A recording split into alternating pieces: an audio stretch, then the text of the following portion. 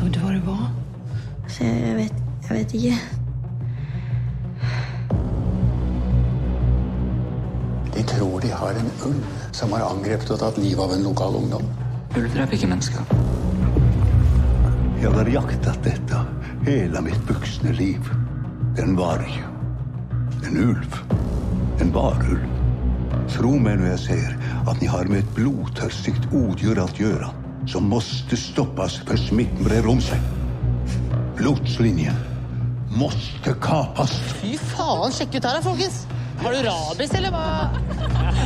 Jag vet inte vad du tror att du håller på med här. En ung flicka är dräpt. Och du kommer hit och pratar om varulvar och vandrarhistorier. Varulven ni har gående lös här i Nybo. Det är ingen vandrarhistoria.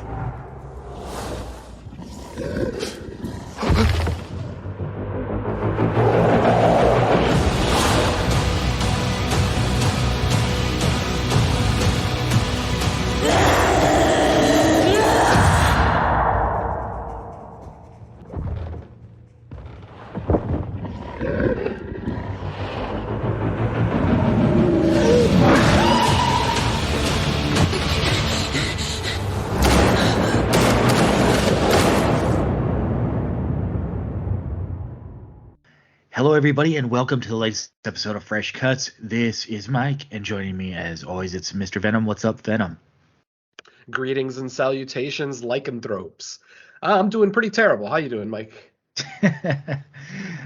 Not doing too bad, actually. It's Valentine's Day that we're recording on, but in our household, we call it just another day. So, all right. Well, joining us as well as always, it's Don and Ellie. What's up, Don? How are you? Hej, det är här kvällt. Yeah. What? It's I'd like some sausage too. Hey, we haven't done Norway yet, so bug off. It's great to be here, guys. Norway. All right. So, if that didn't give away what we're doing, which it might not, because I don't know how many people are aware of this movie. It's on Netflix, which I guess if your recommendations are lined up correctly, it might have showed up in your main screen. If not, you would just have to search for this. But it is called Viking Wolf, and I think Dawn already mentioned Norwegian, from Norway. And let's see, the synopsis is Dale has just moved with her parents to a small town after her mother has a new job in the local police. After a student is killed brutally at a party that Dale attends, she becomes a key witness. Was this killer an animal? A wolf? So, I mean, the title, I guess, like, if the title of the movie wasn't what it was, you could maybe call that a mini spoiler, but I think the title pretty much tells you what they're going for in this. More on that in a bit, but we will start with our general thoughts. Venom, what did you think of Viking Wolf? I thought this movie was okay at best. Like, it's a very basic story. It's a basic werewolf story that we've seen 1,000 times before. You know, an opening scene with a wolf attack. You know, one person gets killed. One of the survivors ends up getting scratched or bitten by the wolf, and then for the rest of the movie, it's just kind of like this character's slow transformation into said wolf. I will say the performances were pretty good. Nobody's performance took me out of the film. The biggest thing I'm going to knock this movie for is the wolf itself. Unfortunately, the CGI is a little lacking in this film. I like the basic design of the wolf. Like, it's not a bipedal, howling type wolf. It's definitely more, almost looks like a dire wolf from what was that, Game of Thrones, but just a kind of a disheveled dire wolf, with blood all over its jowls and things like that. So yeah, the basic design I liked, but it just in action it just wasn't very convincing. Some of the CG blood splatter just took me out of it. And the ending ultimately is just incredibly basic. And like I said, I'm not saying the movie is bad. It's a well put together movie. It's just not something that I think is exceptional in any way. Like, nothing about it really stuck out to me. I will, well, I've already brought up the performances. I thought the score was really good. There are moments where this score is legit creepy. I thought that was pretty cool. Cinematography was fine. I mean, it mostly takes place in a wooded area, so it's not really hard to get good cinematography when you've got nice locales like that. But overall, a mildly fun movie that I would say is worth watching if you are a fan of werewolf films. But don't expect, anything that's gonna, break the mold or, change cinema in any way. It's just an okay werewolf movie that I would give a mild recommendation to. All right, let's go over to Dawn for your general thoughts on Viking Wolf. Yeah, I had a little bit more fun with this than Venom, from the sounds of it. I really enjoyed a lot of what goes on here. The cultural integration that this does, utilizing Viking folklore and mythology was kind of interesting, and something that through a lot of the music I listened to kind of put together some ties that I thought were pretty interesting.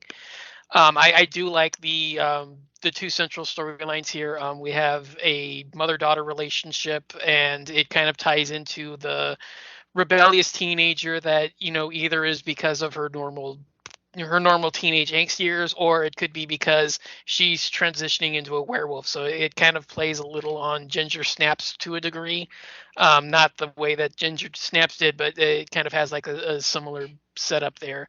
And then we also have the secondary storyline that I really found interesting, and I kind of got into it a little bit more over as time went on, was a lot of the investigation into the attacks that have been going on, all of the unnatural incidences, and the way that all of that comes together. I really enjoyed, and it kind of like kept my interest.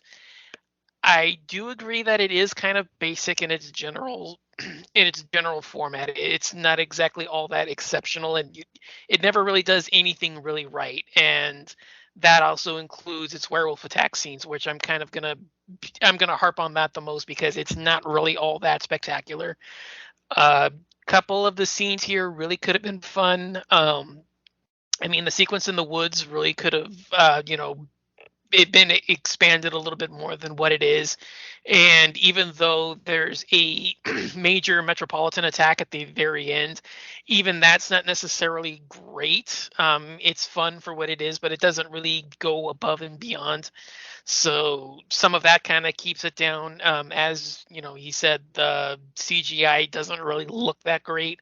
So it kind of, it doesn't really stand out from the pack in terms of like the all-time cuts.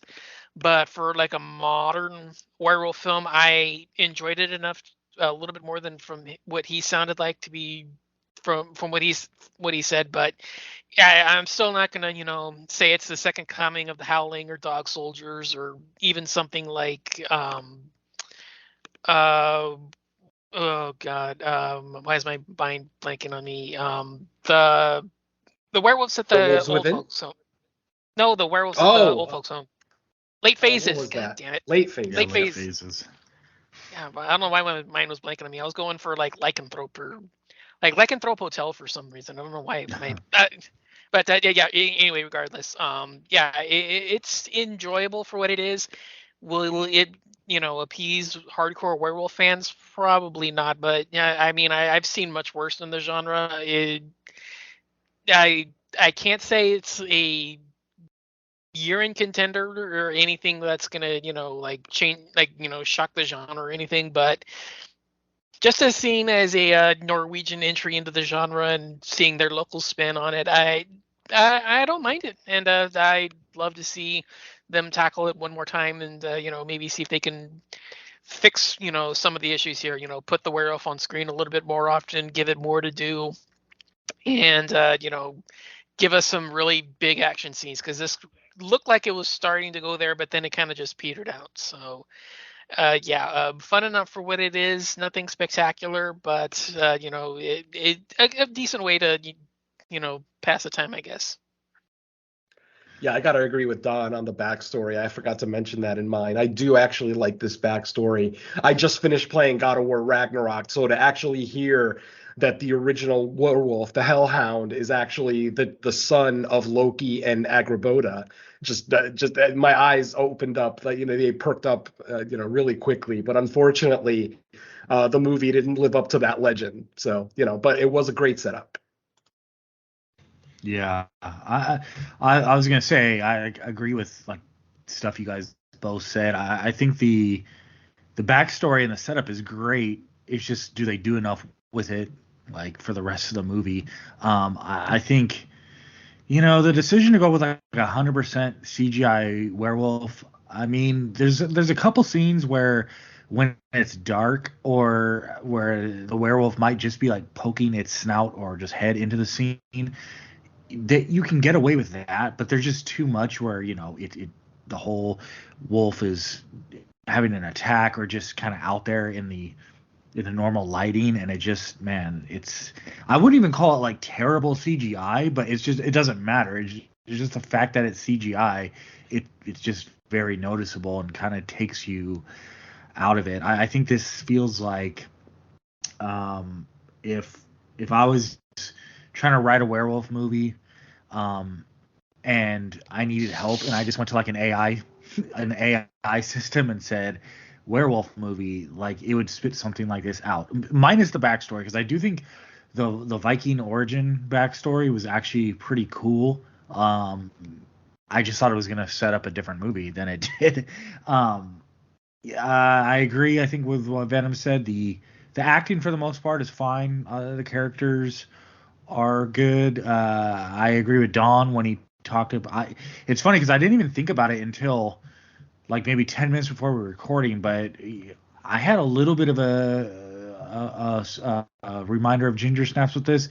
The problem is, or not the problem, but the difference is Ginger Snaps really leaned in to, kind of like young womanhood or puberty, or the trials and tribulations of being a teenage girl in Ginger Snaps, where this one, I guess by the fact that it feels more like it's a designed to generate conflict between them, rather than it actually being a part of her burgeoning woman. Yeah, because her character, we didn't really follow it the way we did with Ginger in that movie. And I understand that, like, it wasn't trying to be Ginger Snaps, but I think because the teenage girl aspect, there was like the obvious comparison.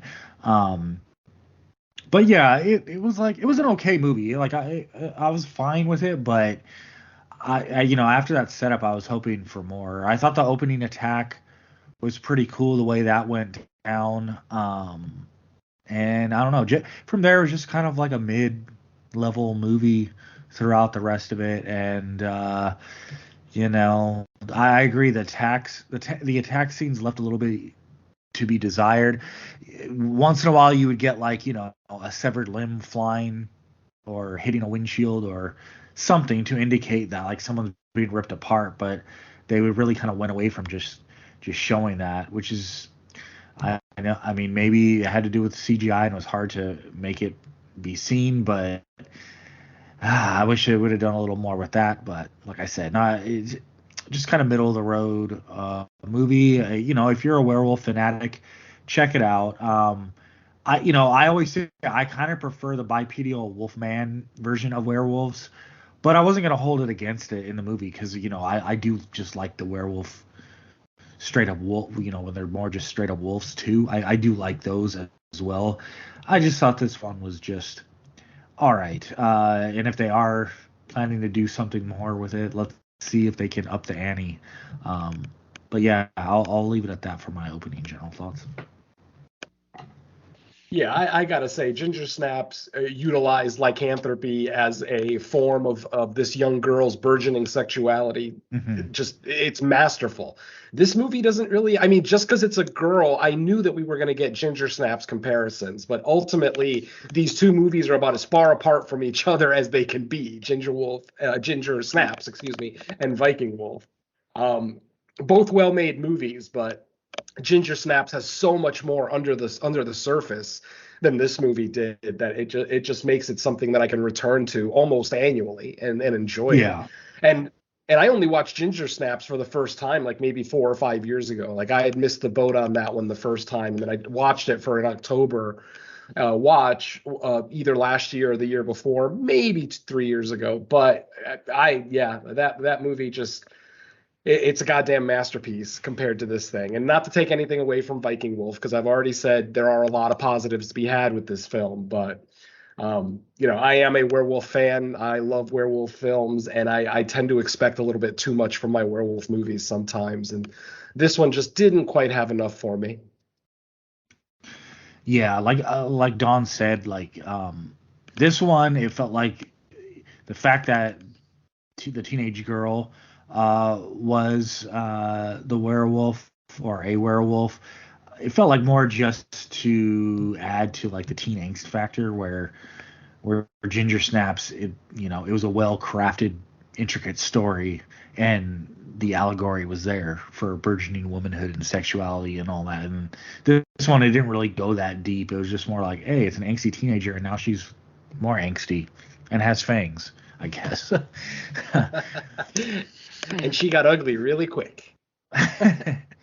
Yeah, and like, man, when it comes to CGI, like I said most of my piece on it, but I don't know. There's nothing that I kind of roll my eyes more than a CGI transformation, because it's just like I understand you don't have the budget to like do the an American Werewolf in London level thing. Of course not. I'm not expecting that, but can you do like a little bit, like maybe just ears or face or something like that's not CGI, but I guess not. Well, there's one that I've never seen anybody utilize ever since, and it's a classic one that I don't see many people talking about, and it's Werewolf in London, where they utilize like he passes behind an object, and it looks like there's like a little bit more like on the body, like it's changed a little bit more, like he passes like a pillar or a column or like a lamppost or something, and you see him on the one side, and then he passes behind it and he looks like a little bit more wolfen, and then he passes another one and it's like it changes even more. So it's like you get like a gradual change. I mean, even something like that where you're not like technically seeing it, but you're still seeing something happen. I still haven't seen many that have tried to utilize that kind of a tactic with transformations. Yeah, you could definitely do make your quick edit cuts where you just show her in a few different stages where she's still human but like is starting to look wolf, and then if you have to go CGI for like the final stages, okay, I understand, but at least give us like a couple shots of her like almost like a quarter of a ways there in like just actual practical makeup or something. That would have been nice. Yeah, I'm not sure how much of a fan I am too of the slow transformation. You know what I mean?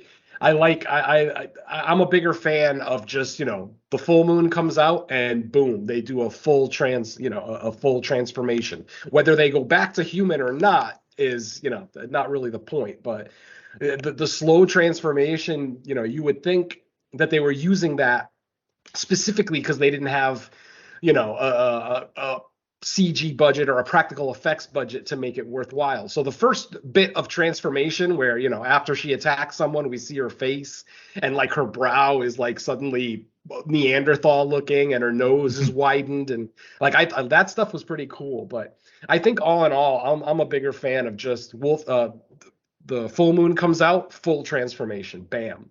And obviously, I'm a huge fan of the original Wolfman, which is the formula that it used. So yeah, that's kind of what I'm going for here. Oh, the classic. Yeah, I know. It's unfair to compare this movie to stuff like The Wolfman, Werewolf in London, and Ginger Snaps. But ultimately, if you're going to make a werewolf movie, there's going to be comparisons. But like I said, it's a valiant effort. The movie isn't bad. It's definitely not bad. It's just it's definitely lacking in certain aspects of it. I also thought the ending was a little, I don't know. I don't want to say lackluster, but just I'm not even sure what I'm trying to say with the ending, but maybe it'll come to me before we get to the walkthrough. No, I agree, because I know what the ending was alluding to, but at the same time, when you think about it, it's like, well, wouldn't more people have had access to do what I think they're trying to say she didn't do? Like, okay, but there's other people that could have done it, right? But yeah, we can get into that in spoilers if we're thinking the same thing. But Yeah, I think that's good for me for general thoughts. All right. Yeah. First of all, folks, please bear with me. I am incredibly sick today, and I've been sick since I watched the movie, so I've basically done nothing but slept since I watched the movie after the Super Bowl. So bear with me. And then if I do forget anything, Mike and Don, of course, plug in the if I miss anything important, by all means, plug it in. But ultimately, it's a fairly basic story, as we said earlier. You know, our movie opens up with a cold open showing us some Norse Vikings breaking into a monastery, taking over the monastery. There is a prison or a dungeon in the basement. One of the last remaining monks is begging them not to open it because there's evil back there. Of course, the Vikings don't listen. They break in and they pull out what's actually an adorable looking wolf. He's not full size by any stretch. But then, you know, the narration lets us know that this is the Hellhound, the Hound of Hell, which is Loki and Agraboda, excuse me, their first child. And yeah, if you think it's weird that two people would have a werewolf child, then start reading some Norse mythology, my friends, because there's some interesting shit going on there. All right, so after our cold open, we don't have to wait very long. We get a quick wolf attack at a party out in the woods. Three people are involved in the attack. A girl named Ellen or Aline, however you pronounce it.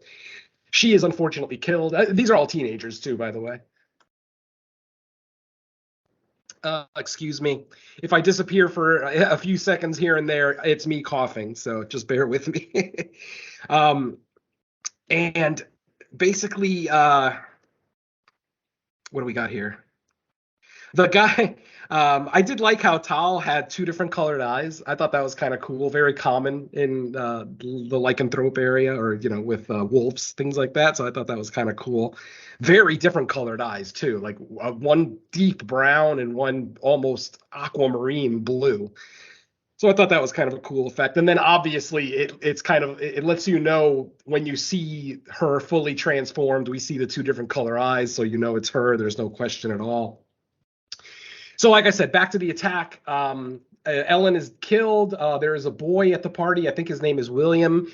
I thought he had gotten attacked as well because he was covered in blood, but apparently he didn't get bitten or scratched. But our friend Tal does get a scratch on her shoulder. It looks more like a scratch than a bite, but you know, in some mythologies, a scratch is good enough. So. And then the movie just, you know, goes pretty much where you think it would go. You know, it starts out with hallucinations. She starts seeing things. We see this series of hallucinations that she has where she's floating over water. And every time we see a new one, she's covered more and more in blood. I guess kind of symbolizing her transformation to, you know, animalistic as opposed to, you know, being a human. And like I said, all through the movie, I was confused because I thought William was attacked too. So the fact that he wasn't having the hallucinations, I'm like, well, what the hell's going on? Did he not get attacked? But apparently it was just Ellen's blood that he had all over him. He did not get attacked, though he does eventually get attacked by Tal. Because, you know, there are feelings between Tal and William, and eventually they get a little hot and heavy. We see the full moon rise in the sky, and we see Tal start to transform. Not really like a full-on transformation, but just like, you know, she rides a little bit, blah blah blah. She ends up passing out. The scene goes black when when the scene comes back up. She's laying on the ground. She now has like the first stage of transformation on her face, like I was saying, the Neanderthal brow and the widened nose. And her mouth is covered in blood, so I think we can all guess William's fate after that. Let's see what else. And then after this, we actually do get to see the wolf in the first full-on attack scene from the wolf. Again, nothing too special. It's a pretty cool wolf design, but the lacking CGI does kind of tend to bring it down a little bit, so there's not really much going on there. They do eventually kill the original wolf. There is a werewolf hunter in the movie that kind of comes into town claiming that there is a werewolf in their town. Of course, Tal's mother, Liv, who is the town sheriff, does not believe this guy. You know, they've got a series of attacks, animal attacks, they believe, to the point where they even find a claw. And then they bring in the world's youngest animal expert. I mean, this guy looks like he's 21, and somehow he is an expert veterinarian. So there you go. He's the one who's able to do the DNA test on the claw, realizes that it is a wolf, but that it's way too big to be a normal wolf that would be found in the general area. Later in the film, he does make the realization that there's human DNA in the claw, but by this point, I think the sheriff had pretty much already kind of come to terms with the fact that this actually is a werewolf. When the sheriff and the werewolf do eventually have a confrontation, the sheriff ends up emptying her clip of regular lead bullets into the werewolf with very little effect. But then she remembers that the werewolf hunter put a box of silver bullets in her jacket pocket. She pulls out those bullets. She loads one into the chamber, shoots the wolf, and it's dead almost instantly. We get the autopsy of the werewolf where they show that all the lead bullets that went into it didn't really hurt it, but that the one silver bullet was the one that actually did the job. Let's see. We do eventually get a mild transformation from Tall, but it's, as I said, it's CG and it's rather unimpressive.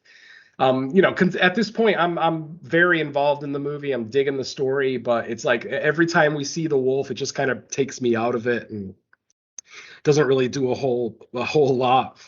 Eventually, and then Tall does have a younger sister, which I forgot to mention. Eventually, we do have that, confrontation between Tall as a werewolf and her younger sister. The younger sister is deaf, so she speaks in sign language, and apparently Tall, as a werewolf, did recognize her sister by the sign language that she was doing. So obviously, she kind of relents, doesn't attack her sister.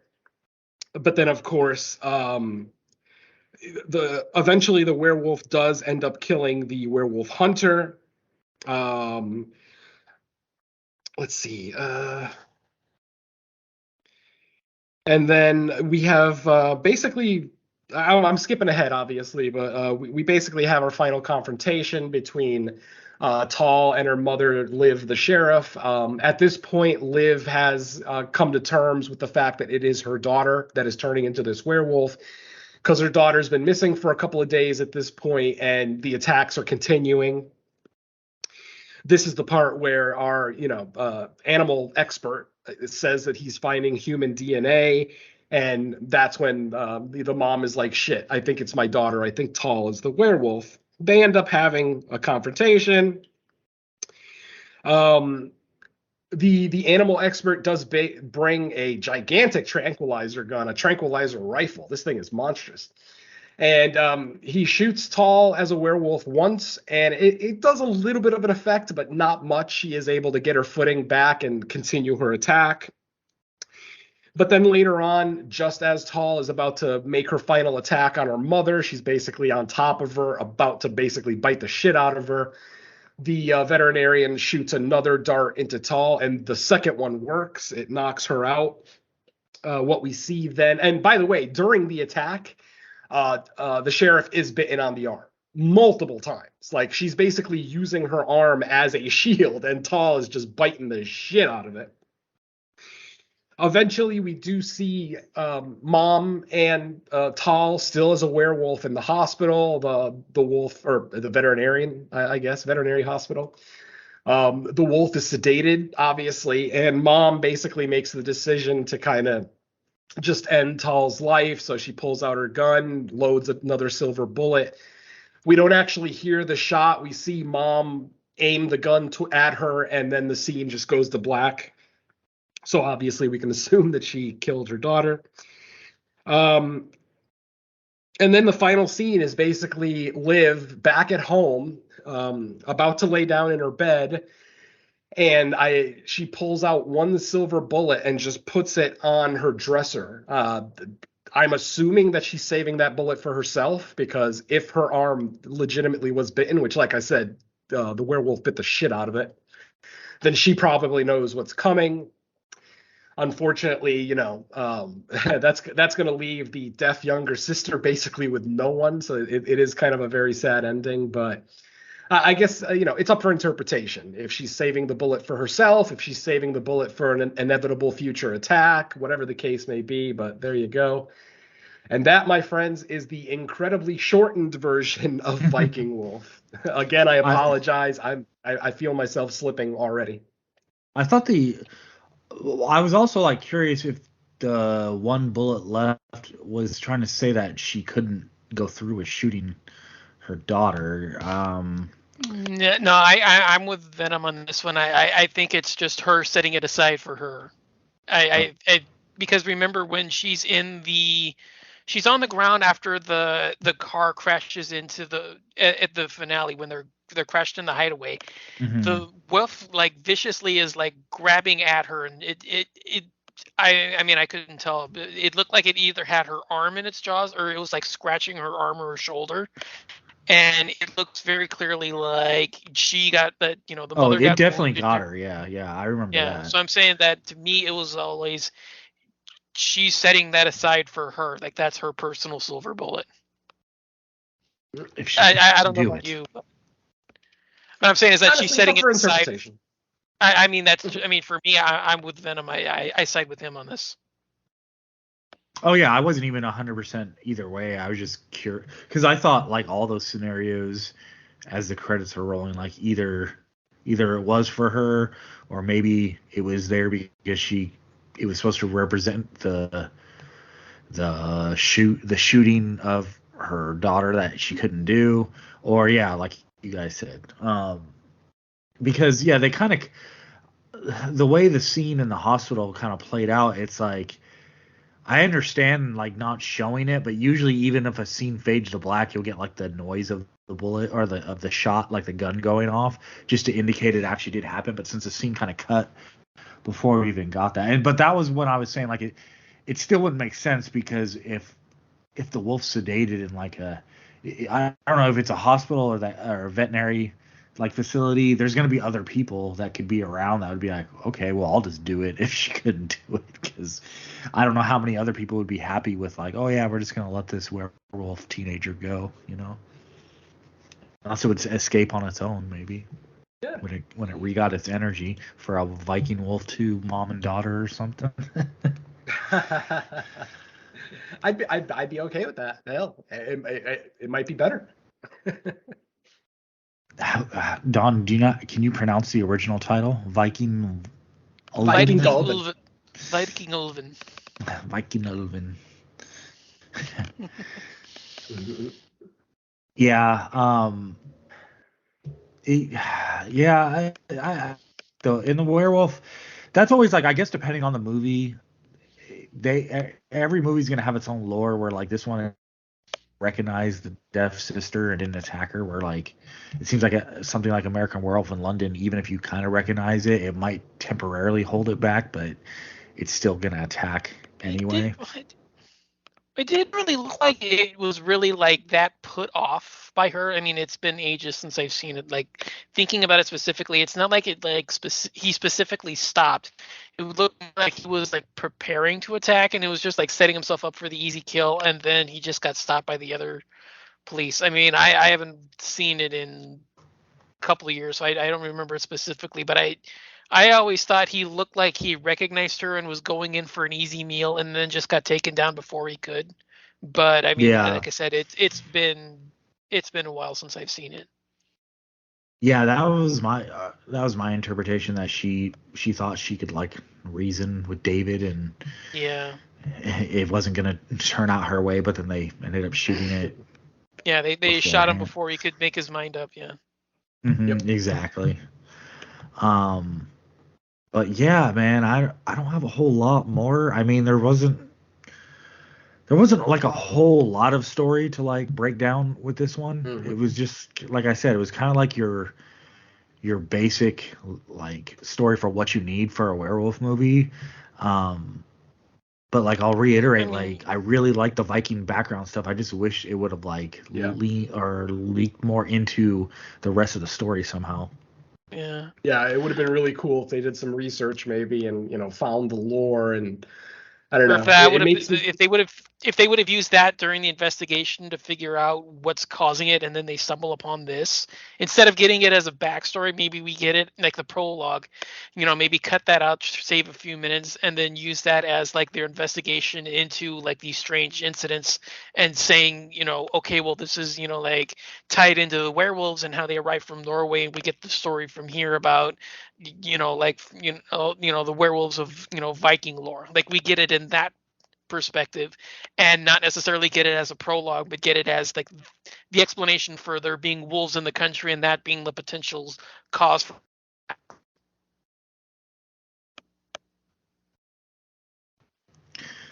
Yep, agree with all that.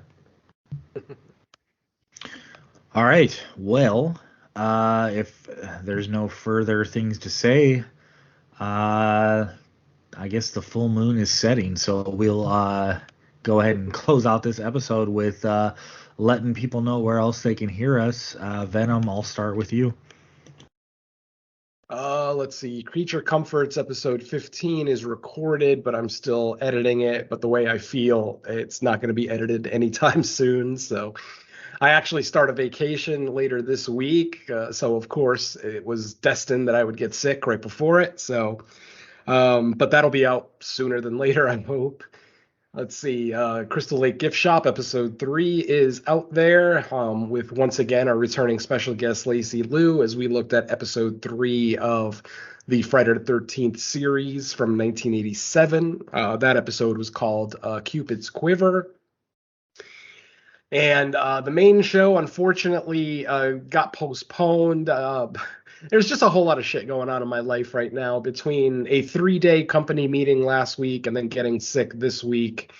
The main show, episode 50, was postponed again. Hopefully, I will not have to postpone it again. I really hope to feel better by. Well, I got 3 days to get a little bit better, because that's obviously a much longer show. And if I feel the way I do now that day, I don't think I'm going to record. This is a nice short show, so I don't mind taking one for the team, if you will, but we'll have to see. So yeah, that's probably it for me, guys. All right, I'll kick it over to Don. What do you have new out? Yeah, I mean, he mentioned it. Episode 15 of Creature Comfort should be available sooner rather than later. The latest episode of the Horror Countdown is available. I had a friend of mine join me to look at the top 10 from the last 10 years, and we specifically set it up to where it's 2012 to 2022. So it was kind of a fun to use the parameters and just like limit ourselves just those particular 10 years. So go ahead and check that one out. And I can say one of the guest spots I've been hoping for is about ready to record.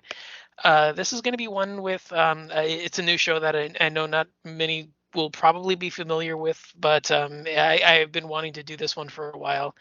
And it's a show with a friend in Scotland who does the Road to Nowhere podcast. And we're going to be doing a triple bill of films from Lucio Fulci. These are not going to be in-depth things. This is just, like a general overview of stuff. So it's not like, I'm going to be spending like, 3-4 hours discussing it. But we're going to be looking at Don't Torture a Duckling, Zombie, and City of the Living Dead. So... I mean, it's not like, I need much influence or inspiration to talk about those. So we're going to have a fun time with that one. It should be recorded this week, the week that you hear this. So maybe when you hear this, it will have been recorded. I don't know the turnaround on release dates, though. So I'll probably be bringing that up for another couple of weeks until it actually is out, or when it gets out. But yeah, that it should be available soon enough that you'll be able to find it pretty easily. But that's pretty much all I have on my end. Still waiting on a few things to fall in line, but I think that's it for now.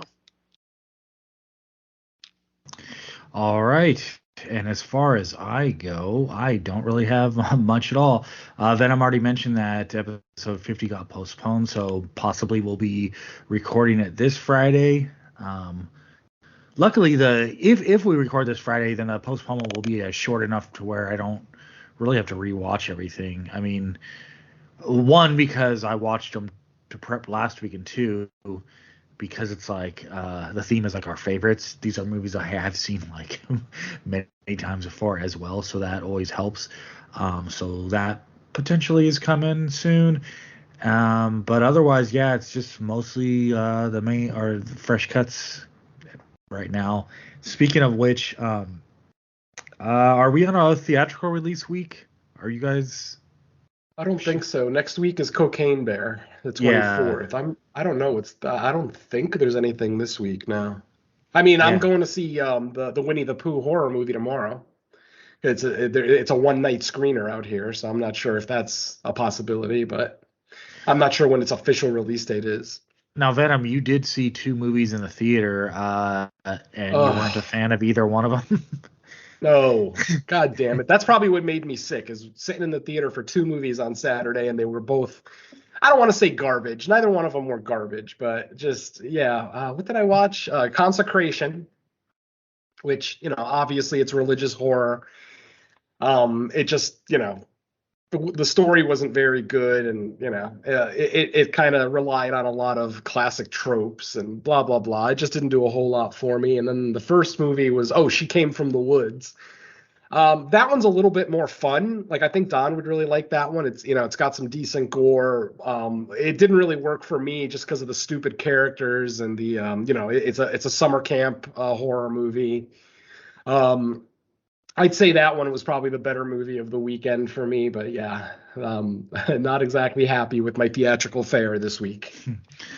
Cool. Yeah, if we end up recording the main show, we can get into well, at least She Came from the Woods, because I did see that one. I originally was planning to try to fit them in both, but just time crunch, and I had to pick one, and making my decision, Consecration was like sitting so low at Rotten Tomatoes. I was like, well, I'll go with the other one. So maybe we'll get a chance to speak a little more on those. But yeah, so we'll be picking something on VOD. There's I gotta say, there's been a ton of releases this early year so far, or this early in the year so far. So we have like a ton to choose from. If I'll see if I have, I would assume I'm getting some type of screener for that Winnie the Pooh movie. It's just, is it enough to where I can plan around, a trip to the where it doesn't have to be like, oh, see it this night or it's gone. If I get at least a full weekend of showings, or maybe like a 3-day period, I'll try to get out there to see it. But if not, then we'll just figure out something out on VOD. Yeah, I don't think it's getting an official release because it's only the one day out here. It is playing at AMC's, but it's just on Wednesday because I would have rather seen it on the weekend myself. But yeah, it looks like it's a one-day thing. But usually with those one-day things, the VOD release is very close behind. So who knows? Maybe it'll hit VOD this weekend and we can do it anyway. Yeah, that is a good point. Sometimes it's like a special event one night and then releases that Friday on VOD or something. Cool. All right. Well, yeah, with that said, thank you everybody for listening to the latest episode of First Cuts. We will catch you next week with a new episode. So until then, let's say bye to the listeners.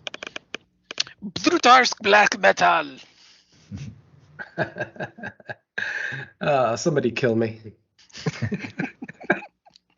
With a silver bullet. Oh, God.